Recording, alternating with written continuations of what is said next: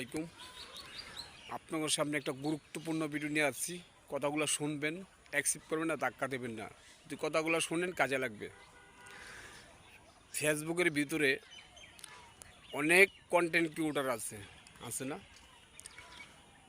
এখানে বিভিন্ন ধরনের ডাক্তার আছে, অনেক ডাক্তার আছে। তা যারা নতুন কাজ করেন, কাজ করতে আগ্রহ নিছেন বা এখান থেকে কিছু লাভবান করার জন্য কাজ করেন, তা আমার কথাগুলো শোনেন, গুরুত্ব দিয়ে কাজে লাগবে। কিন্তু ডাক্তারের পিছিয়ে ছোটাছুটি দৌড়াদৌড়ি না করে সুন্দর কন্টেন্ট তৈরি করেন, নিজের যোগ্যতা কাজে লাগান, নিজের মেমোরি দিয়া কাজ করেন। কোনো জায়গায় ছোটাছুটি করা লাগবে না।